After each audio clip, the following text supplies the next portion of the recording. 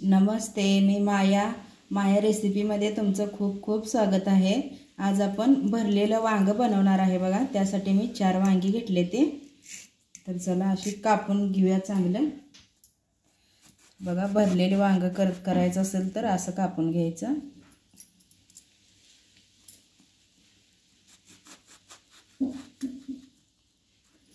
बघा असं बघा मस्त असं कापून घ्यायचं। आत किडकं आहे का बघायचं सगळीकडे। किडकं बिडकं काय नाही अजिबात, मस्त आहे बघा वांग। याला आपण पाण्यात ठेवूया। बघा हे पण तसंच कापून घेते मी।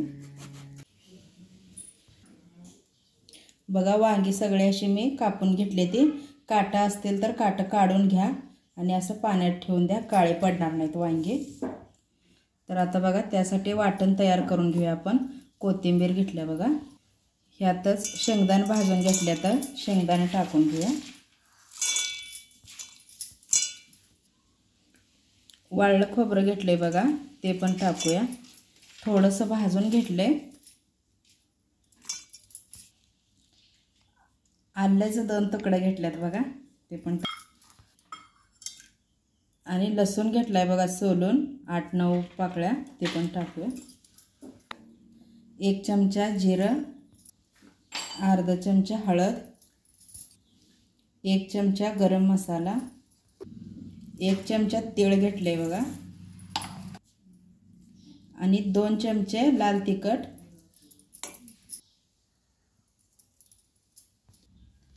आता ह्यातच चवीप्रमाणे मीठ टाकूया बघा। आता हे सगळं मिक्सरला लावून बारीक करून घेऊया। तर बघा मिक्सरला लावून घेतले बघा, बारीक करून घेतले। लय पण बारीक करायचं नाही, असं जरा मोठं मोठंच ठेवायचं, म्हणजे दाताखाली लागल्यावर वांग खाताना चव लागते। आता हे काढून घेते मी साईडला एका प्लेटमध्ये।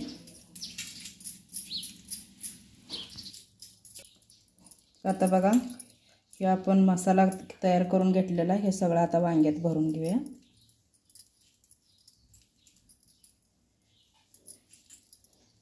बघा सगळीकडे असा मसाला भरून घ्यायचा।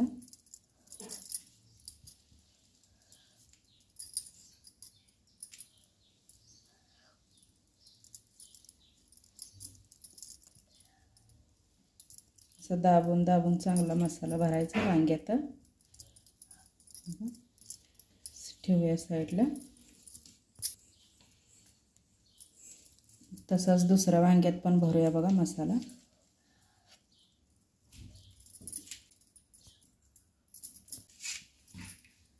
तर बघा 4 पण वांगे आपण भरून घेतले ते।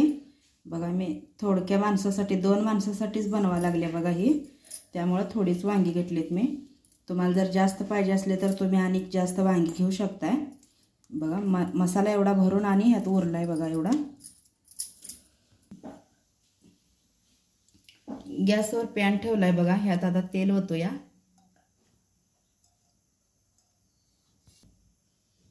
आता बघा तेल गरम झाले, ह्यातच आपण आता ही वांगी सोडूया।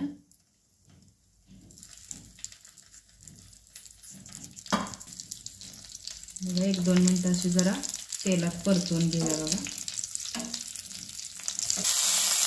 1-2 मिनिटं झाकून ठेवा बघा। आता बघा 2 मिनिटं झाले, ते काढून बघूया। बघा किती मस्त झाले ते। 2 मिनिटं झाकून ठेवलं होतं। कलर बघू शकता तुम्ही कसा झाला।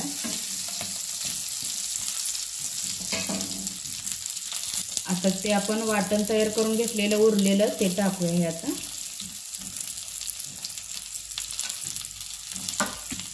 ह्यातच थोडंसं पाणी ओतूया।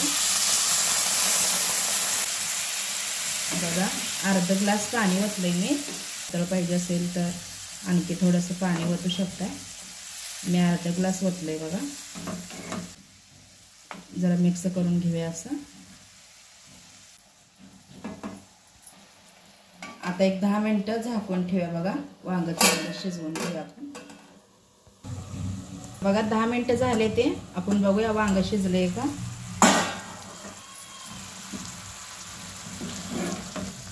बघा मस्त असं ग्रेव्ही झालेली आहे, किती मस्त झाले बघू शकताय तुम्ही। बघूनच असं तोंडाला पाणी सुटायला लागले बघा। वास पण खूप छान यायला लागला आहे वांग्याचा. बघा लय पातळ केले नाही मी, तेवढीच ग्रेव्ही केल्या.